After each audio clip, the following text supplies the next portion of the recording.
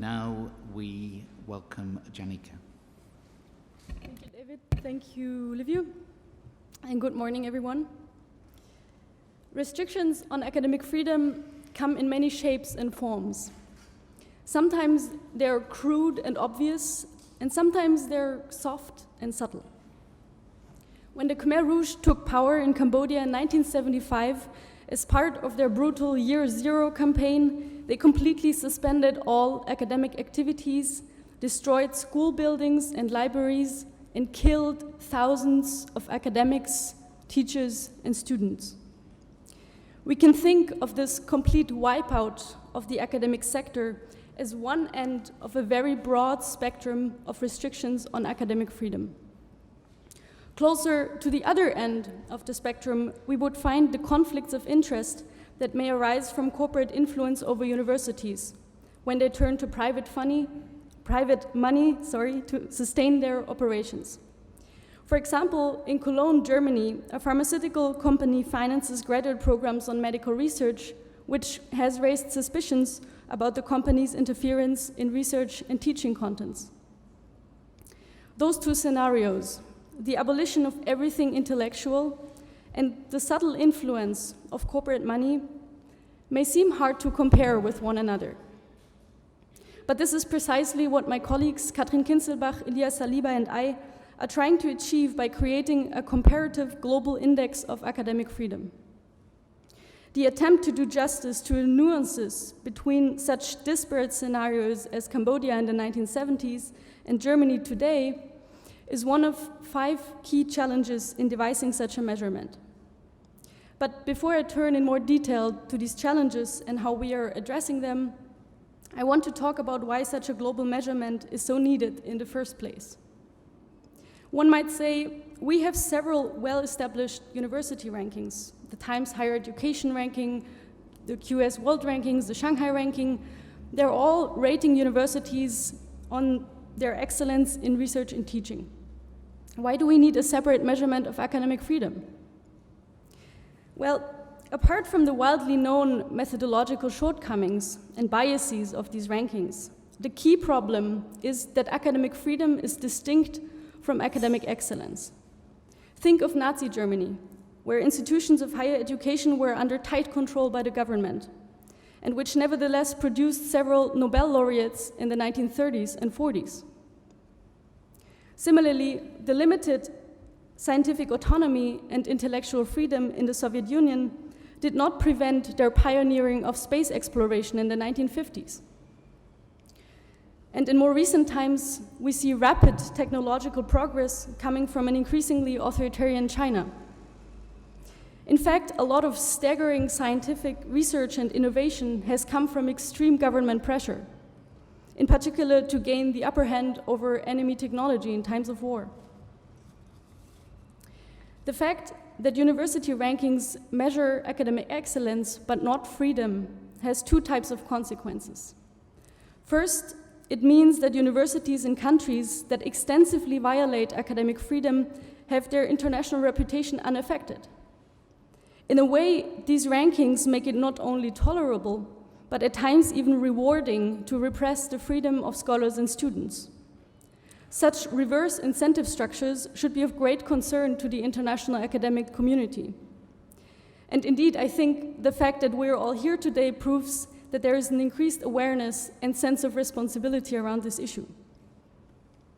Second, the total lack of comparable data on academic freedom prevents us as researchers and practitioners from studying these phenomena in more depth. Indeed, not only university rankings have failed to take up this issue, even existing democracy or human rights indices are so far not collecting data on academic freedom in any meaningful way. But having such data would go such a long way towards improving our understanding of academic freedom infringements. For example, with the right kind of data, we could explore to what extent academic excellence does relate to academic freedom. We could also investigate dynamics in the restriction and exercise of academic freedom across time and space. Maybe we can identify certain determinants that generally explain the level of academic freedom. Or maybe in a time series, we can find out about a possible sequencing of the repression of academics and other right infringements. But I'm already jumping too far ahead. Even before we address any of these more elaborate research questions, such global data would simply improve our knowledge of the state of academic freedom across the world, a knowledge that is still very limited today. For all these reasons, a global measurement on academic freedom is very much needed today. In fall 2017, my colleagues and I convened an expert conference in Germany to discuss possible strategies forward and challenges we would need to overcome. We invited experts to talk about different kinds of methodologies that could be used. Others gave us insights from a variety of country contexts covering the spectrum from limited to very severe restrictions on the university sector. Since then, we have continuously worked on this issue and formally started a pilot project at the Global Public Policy Institute earlier this year. The goal of this project is to develop a methodology and to collect some initial data on the topic. Now let me turn to the challenges of this endeavor. First of all, as you all know, there is no legally binding international definition of academic freedom. There is not even an authoritative definition that is widely agreed upon. Furthermore, the concept in its positive form is very elusive. By positive form, I mean the freedom to do, the freedom of academics to carry out their work in a self-determined way. How does one measure freedom? So, inspired by existing measures of other freedoms and rights, we decided to look at academic freedom in its negative form, meaning the freedom from interference. Strictly speaking, we're not measuring academic freedom, but rather the degree to which there are infringements on academic freedom. Now, what exactly are we looking at? While there is no clear definition, there are a number of elements that are generally accepted as being part of or closely linked to academic freedom. The freedom to research and teach is one of them.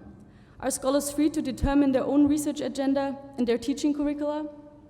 That is, of course, within the quality standards set by the academic community itself.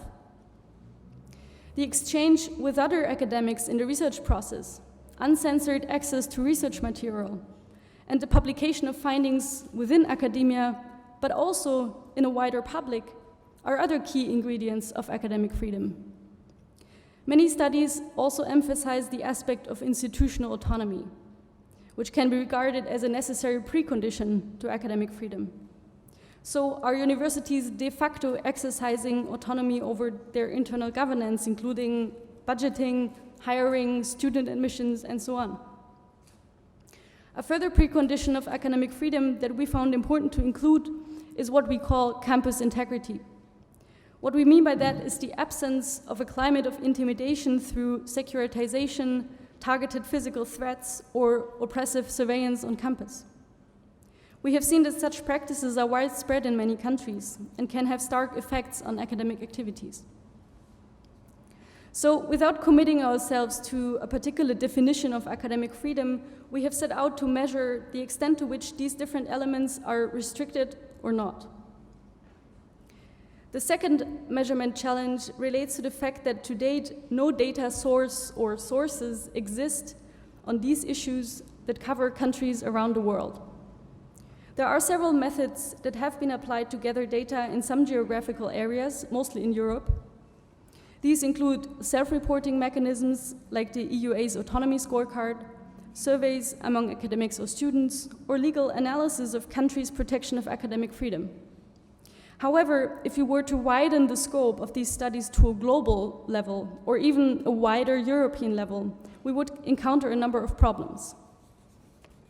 In repressive countries, the discrepancies between the de jure and the de facto situation are often substantial, so that a purely legal analysis risks capturing a very misleading picture. Just because a constitution stipulates that academic freedom is protected doesn't mean that scholars are not intimidated in practice. Surveys among academics and students can give a very good impression of their situation and opinions in an open country context. But as researchers who have worked extensively on repressive contexts, we know that manipulation and self-censorship would very likely distort both the selection of participants and the survey results. In addition, Conducting surveys in repressive countries always raises serious ethical questions, as even a survey request might put people at unforeseeable risk. Lastly, self-reporting can only meaningfully be applied to relatively factual questions, and even these can easily be manipulated if done in bad faith. A fourth method that has been applied globally is the collection of so-called events data. That means that incidents of repressive events against scholars or students are documented, as done by Scholars at Risk in their Academic Freedom Monitor. However, from the literature on conflict data, and in fact my own experience with human rights data, we know that events have critical limitations. First of all, events data have critical limitations. First of all, such data focus exclusively on events of repression and cannot pay attention to institutional restrictions that are already in place. For example, the politically biased dismissal of a faculty member would be captured, but not a systematic government control over hiring. Secondly, at the international level, we only learn of a fraction of the cases that are really occurring around the world, and it is a heavily biased selection on top of that. We will much more likely hear about a professor receiving death threats in Western Europe than about one whose class was suspended in Southeast Asia. Events data typically capture only the tip of the iceberg, and for these reasons, they are also unfit to paint a representative and comprehensive picture of global restrictions on academic freedom. This is not to say that all of these methods are useless on a global level. Quite to the contrary, legal analysis, for example, can be extremely useful in furthering our understanding of the de jure situation of universities around the world. And events data, even if incomplete and selective, can be of great illustrative value and indicative of academic communities that are particularly under attack. But for a global measurement design, we needed a different approach.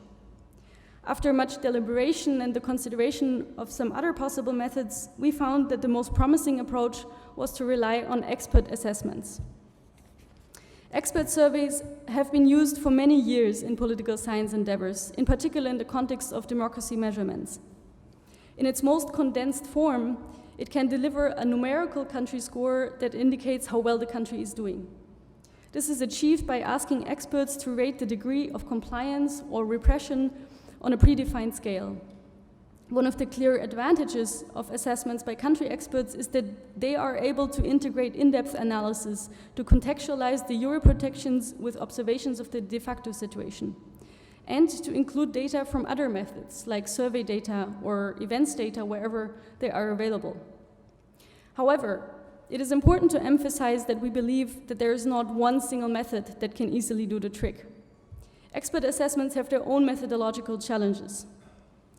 One important challenge is the dependency on the expertise and integrity of all experts involved. A second problem is to ensure the comparability of the data, as different experts might interpret measurement standards differently. You know, some people always see the glass as half full, while others see it as half empty. So the data can become very messy and problematic if similar situations are rated differently and vice versa. Lastly, expert assessments, especially if done well, are relatively expensive and logistically demanding. And I will come back to these issues in a bit. Before then, I would like to address the third challenge, the one that I started out with. How to devise a comparative measurement between situations that seem so utterly incomparable, as between the Khmer Rouge Year Zero approach and Bayer's funding of grad programs. One might argue that the Khmer Rouge example is historically unique and unlikely to be repeated.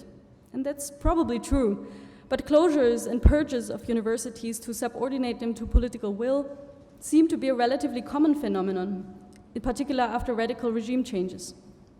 So how do we address the challenge of doing justice to such wildly differing situations? First, I want to make clear that in comparative measurements, there is an inherent tension between the level of comparability and the level of complexity that can be achieved. In other words, we always need to simplify in order to compare. This is always unsatisfactory, because simplifying means losing information, losing variation, losing context. So comparative measurements are a lot about striking the right balance between information loss and comparability. This is particularly true when it comes to quantitative measurements in the form of scores or rankings. Their distinct strength is the ease of comparison between countries. However, without the necessary level of complexity, these scores are relatively meaningless and do not actually bring us closer to understanding the underlying issue. We approach this dilemma in two ways. Firstly, it is very helpful to understand academic freedom as a composite concept that consists of several distinct elements like the ones I mentioned earlier. Different country cases show us that restrictions on academic freedom not only vary wildly in the severity of infringements. Repressive actors also employ a very diverse mix of methods of interference. Scholars might have the freedom to determine what they want to research on, but they could be strongly limited in what they can or cannot communicate to the public. Universities might enjoy complete autonomy from the state, while their scholars are influenced by corporate money on what they teach their students. So on a basic level, by breaking the measurement of academic freedom down into different elements and measuring them separately from each other, we can depict some of the complexity of restrictions on the academic sector. In addition, when asking experts to assess these different aspects, they not only determine whether the situation is good or bad, but they evaluate the given situation using a scale that has several levels, ranging from very severe restrictions to the absence of restrictions. Taken together, these different dimensions and scaling levels thus allow us to capture a relatively broad variety of scenarios. However, as handy as quantitative scores might be when comparing countries, there is a lot of important information and variance that simply cannot be captured by this type of method. It will only give us a general idea of the degree to which academic freedom is respected in a given country in a given year. For this reason, we do not rely exclusively on the quantitative approach in our pilot project, but will complement it by qualitative case studies. Here too, we are developing a research protocol that seeks to establish at least some level of comparability between the studies. But through the use of a narrative approach, these studies will of course allow for a much greater degree of complexity, detail, and historic context. In the long run, ideally, we would have historic and recent country year scores on a global level, and a growing number of case studies on individual countries. These two methods are mutually beneficial. For example, the quantitative scores will allow researchers to detect recurrent or unusual patterns, which can then be further explored in case studies. Similarly, if we think about the practical use of these tools, many of you here represent universities and ministries which are committed to the cause of academic freedom. You could use this quantitative tool to identify countries with problematic track records of infringements. If your institutions seek to collaborate with partners in such countries, you could refer to case studies for further detail to help you assess risks, inform your strategy, and maybe develop appropriate measures for cooperation agreements.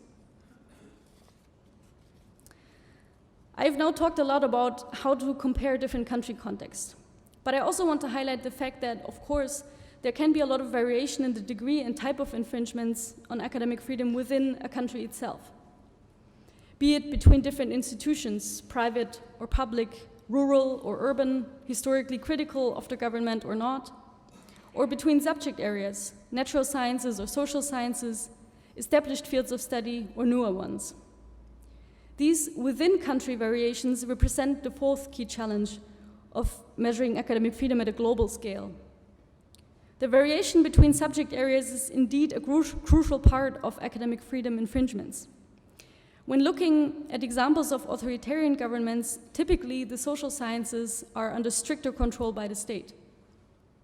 In contrast, natural sciences are more easily exposed to the influence of corporate money.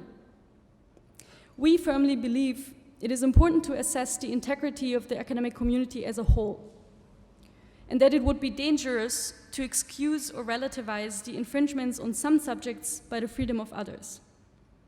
At the same time, the quality of restrictions on the academic sector as a whole is different whether only some or all disciplines are targeted. For these reasons, we decided to include the scope of interference across disciplines as part of our measurement.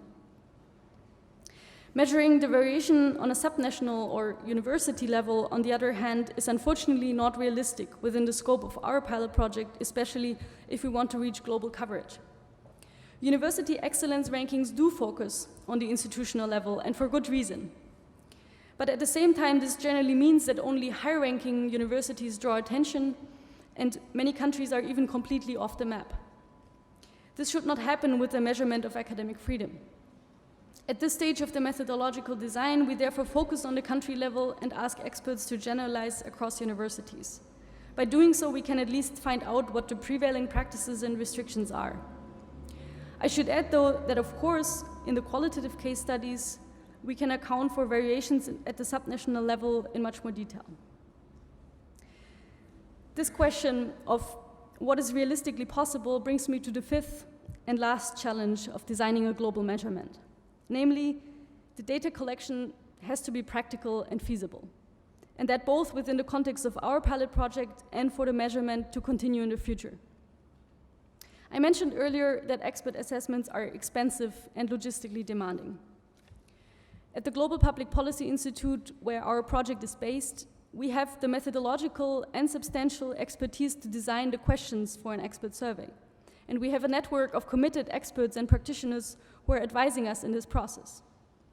But what we do not have is the necessary infrastructure to carry out a global expert survey in a sound and credible way. For this reason, we decided to collaborate with VDEM. VDEM, or Varieties of Democracy, is a well-established democracy measurement project based at the University of Gothenburg in Sweden. At VDEM, they have the necessary infrastructure and experience in carrying out such a survey. This includes a broad network of experts across the world. It also includes a statistical approach that helps to cross-verify ratings and to reduce biases in the results. What is more, all their data, including instructions given to experts, are transparent and publicly accessible and usable. We are currently at the stage of finalizing our partnership with VDEM, including the exact formulation of the survey questions on academic freedom, which will be integrated in their next cycle. If all goes well, we will have global data on 5 questions relating to academic freedom by spring of next year. The ratings will be available on a country-year basis, reaching back to the early 20th century. On this basis, we and others will be able to develop a comprehensive picture of the state of academic freedom across the world. And we will be able to explore some of the more complex research questions around academic freedom, which I outlined in the beginning of the talk. In addition, as I mentioned before, we are preparing a methodology to carry out complementary case studies.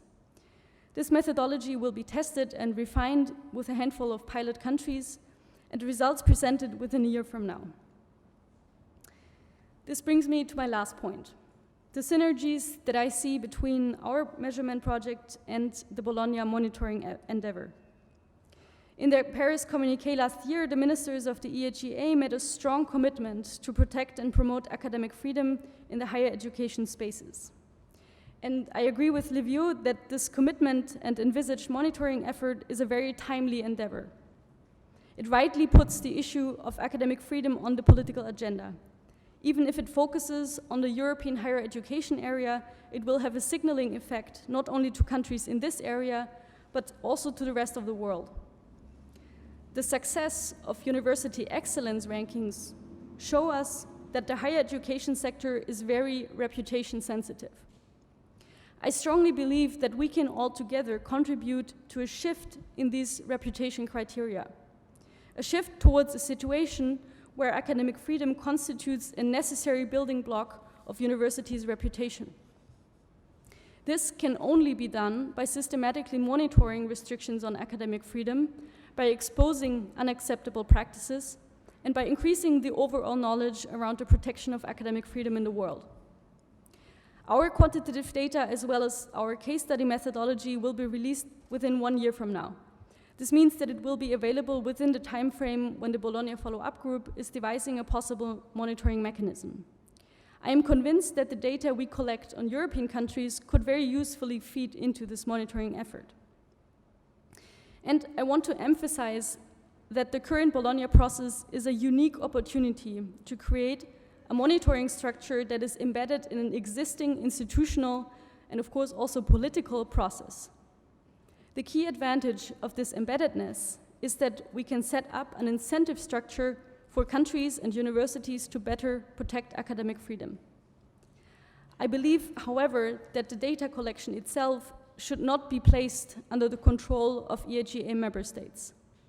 Rather, it should be carried out by academic institutions that can ensure that academic standards are upheld in the process. Now, as I mentioned earlier, there is not the one ideal method to evaluate academic freedom. There are a number of limitations to our measurements.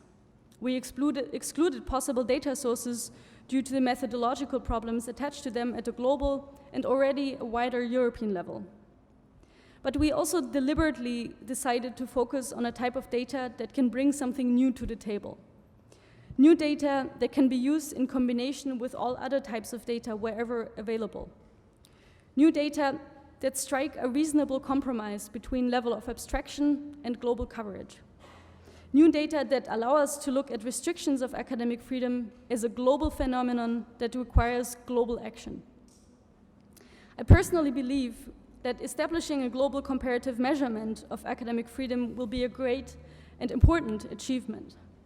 But data alone will not improve academic freedom. A global measurement tool is only one step, and the new data would tell us just how much work there remains to be done. Thank you very much.